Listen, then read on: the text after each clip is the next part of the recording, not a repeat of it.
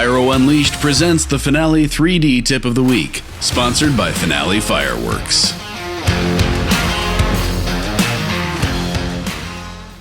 All right. Well, this is kind of a, happy ending to the series. Yeah. Bittersweet. Episode 14. Very bittersweet. There we go. That's Very what I was bittersweet, yeah. But no, it's been a good ride. Really good 13 episodes and now 14. Let's see. We're gonna talk about site layout, sim rendering, finalizing a show, Exporting everything out and getting to see how to, when you export it, how to render your camera so you can move and watch it in motion. So I'm excited to see this. Yeah. All right. That's the top end of site layout here. I know Drew's got a cool site he wants to show us. So yeah, Drew, take it away here for us. Yeah, I was trying to think about like what's my favorite shoot site in the world, and it's tough to pick, but I think it's definitely Montreal is a pretty iconic place to get to shoot a show, and it makes it, you can make a site layout anywhere, but this one is one that a lot of people will know. So so I did a little setup ahead of time. I dropped in the 3D Google Maps, which we've talked about before, and the 2D Google Maps, and I just dropped in some positions into the what they call ramps. Which are the spots where they they have different ramps where they have lines of positions, right? So for bigger shells and single shots and things. You don't need 3D Google Maps for this functionality, but if you're going to add the maps and you want to do a show design, it's just cool to put them in. The 3D isn't used though when they actually generate a site layout. Only the 2D Google Maps are used. So at this moment, this show has nothing in the script. So you can, we're doing this kind of as the final icing on the cake here for this series, but you can generate a site layout before you design a show. You can generate a site layout after you design a show. We're kind of going to do a little bit of both in a way, but just to kind of show the overview of the site layout functionality. So once you've got some positions in, you can head over to your scenery and your positions. That is, you can head over to preset 3. And the site layout, we've spent some time a couple episodes ago. We talked about racks, a lot of time in the individual positions, looking at rack layouts and things. Site layouts are all about this all positions view. This shows you the overview of the site, and this is where most of the manipulation of the site layout happens. So the first thing I can do just to kind of see, let's take a baseline and see where we're starting is just print the site layout and see what we get. So if we go to diagrams in the file menu and then site layout, just go ahead and save that, and we'll get a PDF so we can see what we get. So we don't have a show name, so it's using the file name. We didn't put in a date or location. Site layout is the name of the report that we're printing, the diagram. That's why that's there. I don't have any racks or any modules or anything in the show, so that's why I'm not getting that information. This is giving me some instructions how to get more text in here.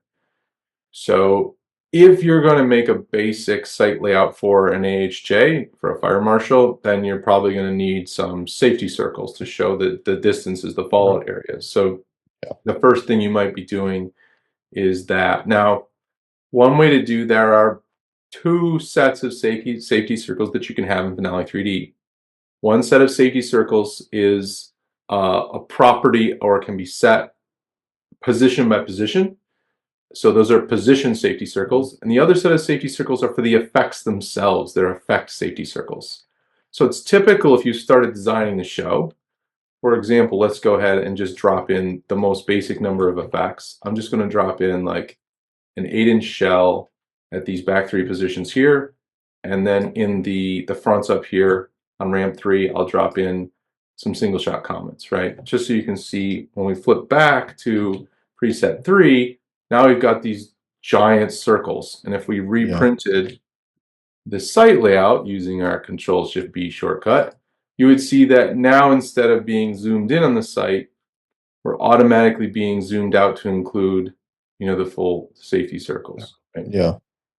So, but you might be looking at this and going like, those circles are not right. Like, what are these numbers? Like, where's this coming from? One thing we can do to clean this up a little bit is we can pop into window settings and we can hide the grid. And then That way we don't, the grid can be handy, but generally when you're working on a site layout, you don't really need it. You can also go full screen with this, of course. But we can kind of see where we're at by drawing a ruler. So I'll go ahead and hit draw mode here. And I can draw a lot of things, lines, circles, rectangles, rulers, arrows, icons. I'm going to drop a ruler in. We'll just, let's go with the yellow for the line color, maybe fill color of yellow for the box, and then maybe text color of, let's try black, see what we get. So I'll just drop a ruler in here. I pretty intentionally didn't drop it on anywhere specific because once you have it, then you can drag the ends and it'll snap to it. So instead of trying to like draw from the perfect center of a position, once you have the ruler, you can just snap it to that position. You'll get the exact.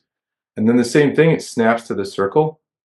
So boom. Now we can see the first time you do this, you're going to say, why is it showing me meters? And we covered this a long time ago, but there's this setting here in show ruler distances in feet instead of meters if you're in the US or you want to use imperial instead of metric. So if I change this, I'm going to get meters, right? So I turn that setting off. So it's important that you know which way you want that. Okay, 8-inch shell, 800 feet. If you're using 100 feet per inch, you're set. But if you're using NFPA 1123 and you want 70 feet per inch, how do I change that? Well, we go back to window settings here in the upper left. So here's our safety circles A, safety circles B. We don't have any circles B right now. We don't have any position safety circles because those don't appear unless you specifically punch in what distance you want for each position, right? But for the effects, the default is set here. Right now it's set to 100. We can change this to 70. The default is used when there is no safety distance set for the product. So David, you use Finale Inventory. Yeah. If I were you, I'd go through Finale Inventory and I would populate the accurate safety distance for each of your products. If you do that, when you design a show, the circles will just be correct.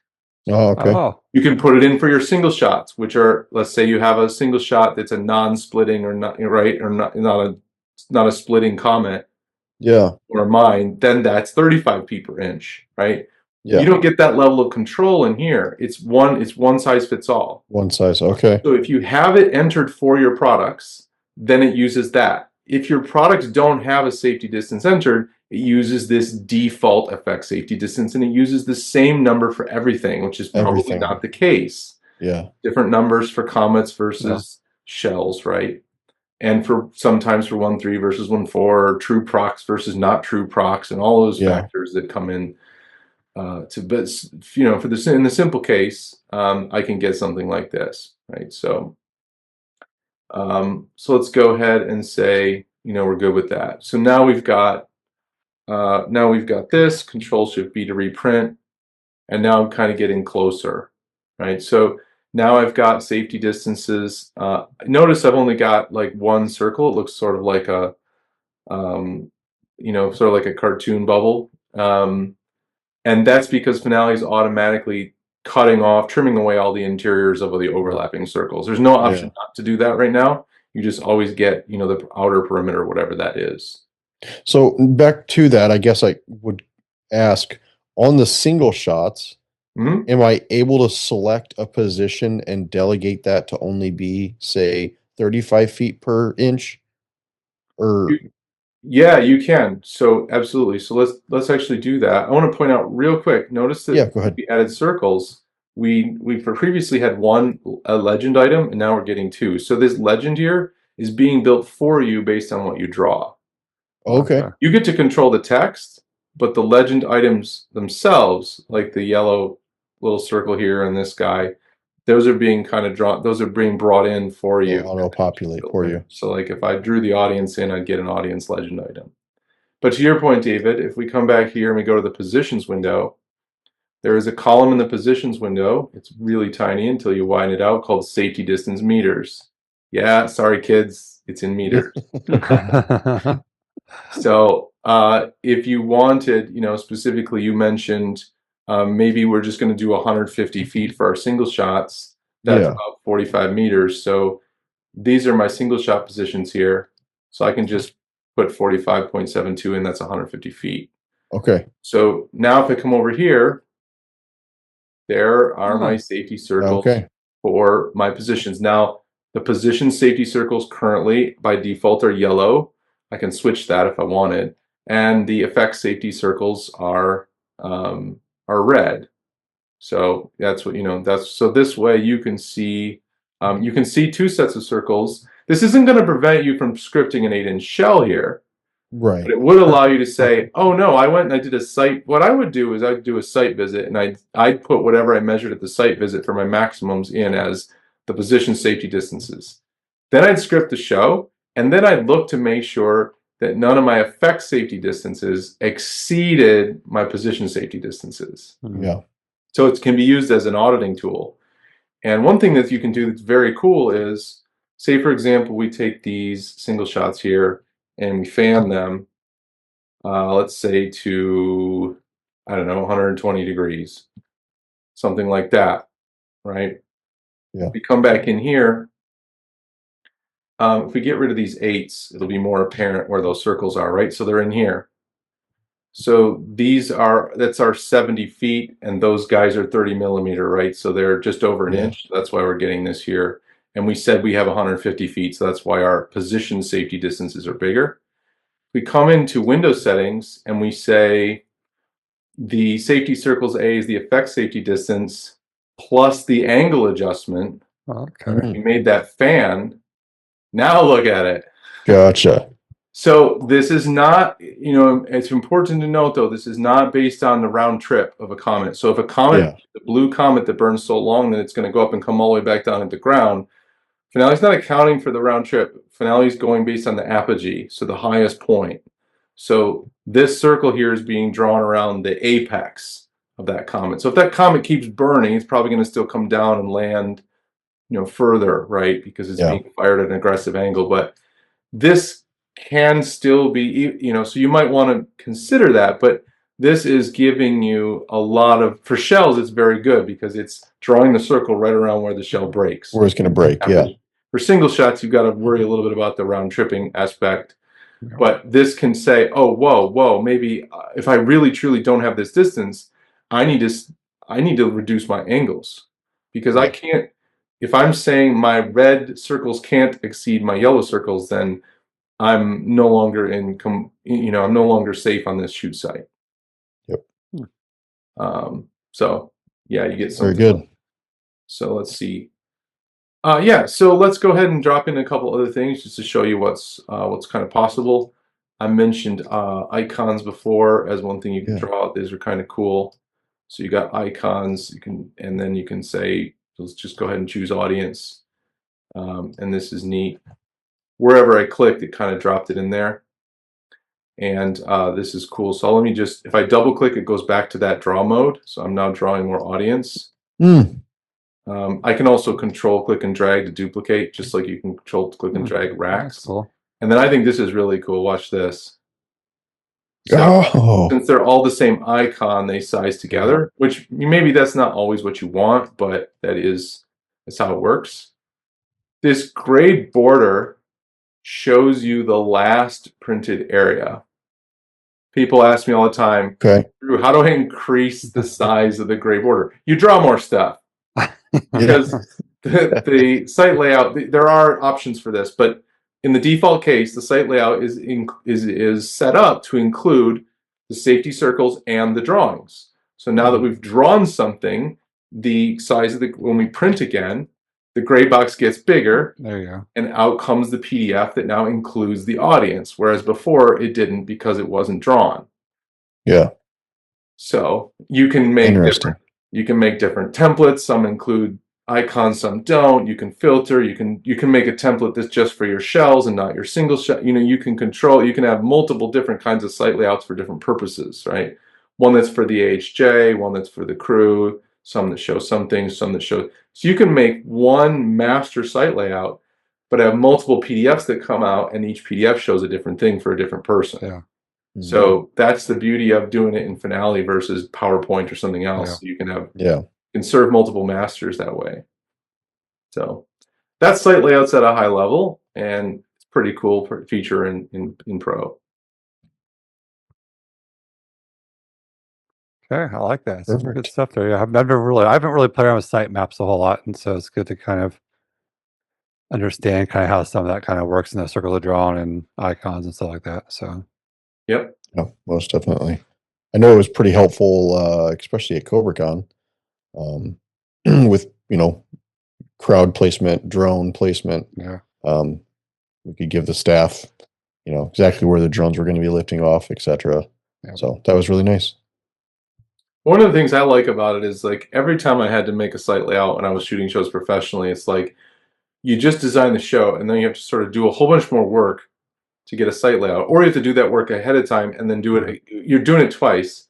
Yep. In Finale, the objective is you sort of get something automatically sort of for free because you designed the show. So it's like I have to put, if I want my show to look good and I want it to be scaled properly, I had to put the map in and the positions in. Okay, I'm already 50% the way there. Yeah. If I have my safety distances in for my products, I might not even have to do anything with screwing around with the circles. I might just design the show and then it's done. It looks good. Yeah. If you have to stamp in a couple icons and draw a ruler, that satisfies for permitting purposes, and you're golden. Like you don't have to redo all that work in another application. You're saving yourself. You could save yourself some time. Yeah. Yep. Very good. All right. I guess let's get into sim rendering. So for that, we'll switch over to the infamous CobraCon show. Yeah. Before we do that, you want to touch a little bit on moving the camera around. I'm not exactly absolutely. Sure. Yeah. All right. So let's go back to the design view for this. Here's our show here.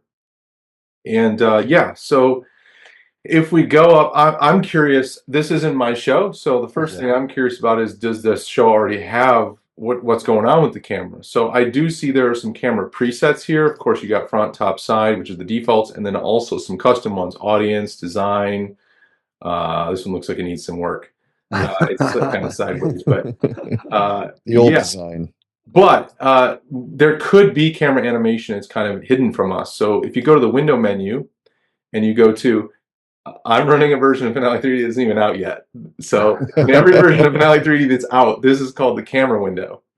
We're expanding what the camera window is used for, and so it's now called the keyframes window. I promise we don't change the names of windows very often. It just so happens that the camera window is becoming the keyframes window. So if you don't see the keyframes window in the version you have today, when you see this video come out, it's going to be the camera window. So here are those two custom presets that you guys added designing the show, but I don't see anything else. And what that means is there's no camera animation, because if it were, it would be listed in here in the form of keyframes. So camera animation is super simple. All you have to do is choose the time and the place where you want to start your animation, and the physical viewpoint, and the time you want that animation to start, at what time you want, effectively what time you want that camera view. So if we zoom in on the timeline here, let's just go to the beginning of the show. And I'll say that we want, at the beginning of the show, the camera to be in this spot, just hypothetically. Okay. Camera, add a keyframe at current time for current view. Now it added one here. I'm just going to put this on my other screen so we can not. So here it is. Now I have a keyframe on my timeline. I'm going to hit the radioactive symbol a couple times just to remove the duration bars. It makes it easier to see the music. So let's say maybe 30 seconds later, I've selected that time on the timeline. Let's say I want the camera to be over here. Okay, camera, add camera keyframe.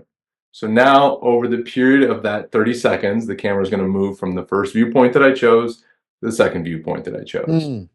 So, and this is what it looks like in the window. So keyframe, there's the time, there's the coordinates. This is the physical coordinates where the camera is, and these are the coordinates where the camera is looking. So you can fiddle with these if you like, but the easiest thing is to just set up the view that you want and let everything else happen in the background. So if you go into render settings, there's another trick. First, I want to just turn, the song audio volume's already turned. I just want to turn this down so it's not overpowering when I hit play. But another thing I recommend is putting the show into the letterbox 16:9 aspect ratio. And the reason is you might think your camera viewpoints are perfect, but the video is not going to be this shape when it comes out. The video is going to be standard 16:9 resolution, which is this. So now you really want to put your camera in this, you want to have the simulation in this aspect ratio in order to ensure now we can see, oh, wow, I've got a lot of sky up here. Maybe I'd really prefer to have, my camera in a lot closer. So this might just make the video a lot more impactful to have it something like this, right? Yeah. That's where I can just delete this keyframe in the keyframes window or the camera window, come in here, and maybe then I can say, get where I want to get a little bit closer here, and then do that, just repeat that process of adding that keyframe. So now let's just hit play so we can preview that. So there you can see the camera motions. Just nice. The camera automatically moves smoothly. It sort of accelerates and then decelerates a little bit, but just moves smoothly from one spot to another. There isn't currently an easy way to have the camera kind of, as if it was multi-camera, have it kind of snap to another viewpoint. Yeah. That would be cool. There's a sort of hack for it, but it's not, right now what works really well is this smooth motion like this. Yeah. So you can just keep going to different points in the show, and just rotating around, putting the camera where you want it, and then adding keyframes. And that you're just building the motion, and then the camera's just going to move between them. Now, Donnie made a point before we started recording. He said, one time I accidentally was looking up at Jupiter, and I did the rendering of my show, and then I found out that that's what it looked like. In the case where you don't have any camera keyframes and there's no camera motion, yeah, you're going to get whatever you're looking at. But if you have camera motion and you have this setting turned on, turn on camera motion, then no matter where you're looking when you start recording, if you hit record, you're going to get the keyframe camera motion. Okay. So if you use camera motion, you can always just be assured that the camera is going to be in that spot. So when you're ready to make a video, you go over to the file menu, create photo or video. Photos are really cool also, by the way. Yeah. They are. Yeah. Yeah. You can choose create video. Generally, you're just going to stick with MP4. 10, you can go 4K if you want. If you have Pro, Hobbyist supports 720p. The default's 1080. 30 frames is usually enough. You can go higher if you want, like 60 FPS or something. Begin, end time. It can be useful to have the clock sometimes. Have the clock. That's a more recent feature. You can have the clock shown in the upper right-hand corner of your video. Nice. You can control these are the same things as the render settings that you have in the file render settings dialog. And then, you're just clicking enter, choosing a file name for the video, and then off it goes. So don't have enough time to wait for it to render here today. You can't use Finale while it's rendering. It doesn't render in the background, but it's just that simple. So your frames per second will dictate how long it takes your video to render. Yes. Yeah. Also, one setting that's not in there, and we're gonna change this, but if you want the best video, you want to come into, I did that really quick, forgive me, file render settings, and this particular setting is not in the video, creating video. This setting really matters. If you want to see the highest particle count, like the most particles, like all the sparks in your brocade scenes and things like that, you want to come here and turn this up to 1 billion before you go render the video. Otherwise, you're going to get particle throttling in scenes that have a lot of crackle or a lot of things going on. Gotcha. There's no reason that this particle limit shouldn't be in the create video dialog. It just isn't there today. So you want the best possible video and you want it to take 4 hours to render, turn it all the way up. Because that'll really slow it down. But the video is really, you get all the smoke, and except in extreme circumstances, you get the whole scene. It's really, you get a really beautiful result. So yeah, I know I've played around with settings, and I've probably had a video take probably a good hour to an hour and a half probably to render before, because I think you did I was doing like 4K with like max frames per second, and like a 20-minute show, and before you know, you got a couple 100,000 frames you got to render. Yeah. Yeah, I mean, obviously your computer system is going to your hardware in your machine is going to be a huge factor too. Yeah, On for this sure. particular machine, I'm using a graphics card from 2015, and takes a long time. On a new laptop I got that's got a brand new NVIDIA graphics card, it takes like in a fifth of the time. So Well, it will produce the same result. Pretty much, it should be the case that every computer gives you the same video. It's a question of how quick it does it. yeah. yeah. So, yeah. Yeah. Don't do All it right. when don't do it when you need to use Finale right away, immediately afterwards. So we've done our site layout, we've done our sim rendering. Now we're ready to start kind of exporting our soundtrack, and Yeah. exporting our script, and getting things ready to go for a shoot site. Yeah, so we head over to File Export, and Soundtrack's a good next one. So let's do Yeah. Soundtrack. This is super cool. I really love these features. They're relatively new. I mean, they've been out, I guess, about a year, but it's really a good, robust set of features for exporting soundtracks, especially when it comes to shows with time code. So, Yeah. I mean, if you're not shooting a show with time code, then there's nothing magical here. This just outputs a WAV file for you. But if you're shooting with time code, you get lots of options. So on your left channel, typically I would do time code on the right channel. Of course, you can do anything you prefer. But if you're going to do time code in your right channel, you're going to mix down the left and right stereo channels to get mono on the left, and then you're going to choose your time code on the right. So for example, if I choose the wrong time code and my show is addressed for Cobra, it scolds me and tells me you have to choose SMPTE 30 for Cobra, or your show's not going to track. The firing's not going to track properly with the music. Very good. SMPTE 30 is what works for Cobra, but we generate time code for every format of FSK that we know about on Earth, firing system. In fact, these are brand new. We just added 2 more for a Chinese firing system in the last few weeks. Wonderful. So, lots of good stuff there. So obviously for this Cobra show, we need SMPTE 30, and WAV is the only option right now. So which is uncompressed, high quality, and unless you're doing audio box, that's exactly what you need. If you are doing audio box, you'll need to convert to MP3 using Audacity or something like that. So I can just choose a name and then go ahead and export this, and out comes the audio. It doesn't take anywhere near as long as the the video. So Yeah. if I bring up Audacity here, that just lets us see the waveform. Let's see. Where's my... Oh, there it is. Looking for the file. There it is. So I turned down the volume level of the show. So that's why we're getting this really low, really small waveform here, and this big one here. But so you wouldn't, if you had that happening, you definitely want to come in and turn these back up in file render settings, and then let's just do that one more time to get a good result. So export soundtrack. Settings are remembered here, so I can just overwrite my previous one.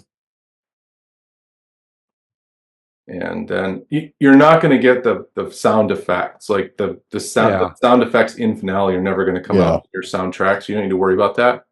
But the volume level of the audio itself of the music was low because I had turned it down. So there it is. So there's your music and your time code on the right channel there, ready to go. So there are a lot more advanced options for time code offsets and starting from a different point, but in the general simple case with a Pyro musical where you're controlling a time code and it starts at 0, you're golden. This is set, good to go. So yeah. All right. Well, let's see. Exporting your show. Script, yeah. All right, so at this point, hopefully you're not planning to make any changes. You've got good shape, and this show's got the addresses locked down here, which is optional, but that's kind of good practice just to say I'm done. I'm not screwing with it. So we'll go to export to script. Now again, in this case, this show is designed for Cobra, and so we're getting Cobra export options. If your show is designed for another firing system, you'd be seeing those options, whether it's any system you use. If that system has export options, they'll be listed here. So the options are system specific. Some systems have very few. Some systems like Cobra have a ton of options. So You've got choices of firmware version for Cobra. You've got types of script. You've got the show name. You've got the script file name, et cetera, et cetera. It'll give me little warnings and hints to make sure I choose the right things in a lot of situations. Trigger channel 199. That's fine. Usually it's like 0 and 1 or something, but Yep. that is entirely, it's entirely up to you. And these are things that all of these options are well documented on the Finale3D Help Center, but also these are all things that apply to your Cobra firing system. So if you're like, well, I don't know what trigger channel is, the Cobra support portal or reaching out to Zach and the team there, like they're going to be able to tell you exactly what that means, and it's going to be specific to your system you own. So when you get everything set up the way you like, then you just hit continue, and you go ahead and save. And Finale will take you right to that directory. So that popped up on my other screen. And you've got, so this is your Cobra script file. And so this is formatted perfectly for the firing system you chose to go directly into in this case, the remote or the controller for the system. So in an ordinary situation, you shouldn't have to there are no tweaks or changes to make. This is just ready to go. So you put it on a flash drive, load it into your remote, and you're off to the races. So just that simple. All right. Sweet. Yeah, that's awesome. Perfect. So hopefully at this point, you've got enough knowledge to be able to go out there and use Finale and do your show from start to finish, and you can customize it. And I know we tried to cover a lot of things in this series that was not just pro features, but also hobbyists and stuff like that. We want to make it kind of so inclusive for everybody, but definitely got to highlight some of those really cool pro features though during this series that are really cool. Yeah. Again, thank you, Drew, for taking the time. We know you're busy. You've been traveling the country, traveling the world, really, and working with us, getting this done. I know, again, this was an envision that Donnie had and was pretty passionate about. And once we had a meeting and chatted about it, I think it just kind of was just overall, it was a really good design. And, we brought it to you, and it just kind of all worked all together. And, again, thank you so much for doing this. I know this is going to bring a lot of, really traction for the podcast and for you. So hopefully, it all works out in the end. And again, if you are listening and you like something in this, please leave a comment in any one of the videos. Shoot Drew an email. Shoot one of us an email. If there's something you want to dive into more, feel free to shoot us an email again, and we'll see what we can come up with. Hopefully, get some more videos out. And with that, I don't know. I just wanted to kind of toss it to Drew. Maybe Drew's got any final thoughts, or maybe people, or how do people reach out to you, Drew? Because maybe not everybody knows how to get a hold of Drew. It's designed to be easy, right? So we intend for it to be as easy as possible. So if you're not familiar with Finale already and you want to check it out, you can go to Finale3D. So Finale, the number 3D.com.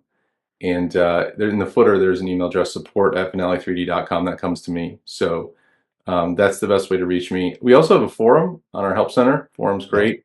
I actively monitor the forum, kind of inbox and our support ticket system and the forum are on our website are the main two places that I try to really monitor and keep up with.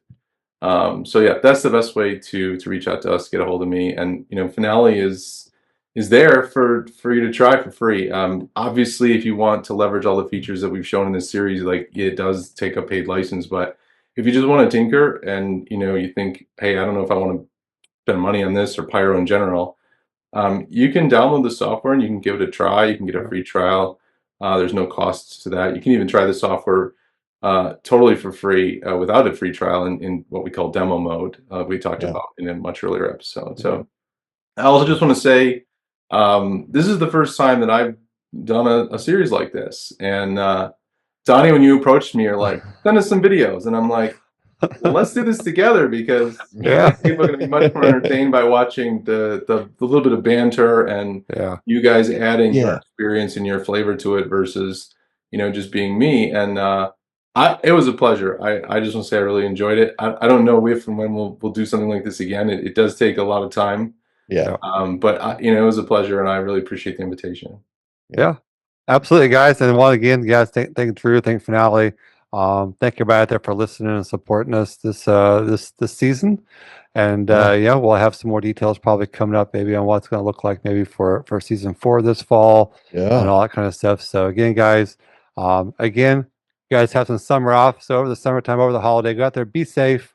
Be careful out there. Follow some of the safety stuff you've heard about, we've talked about in our podcast out there this season, guys. And again, in the meantime, until we see you again, go out there and unleash your inner pyro with us.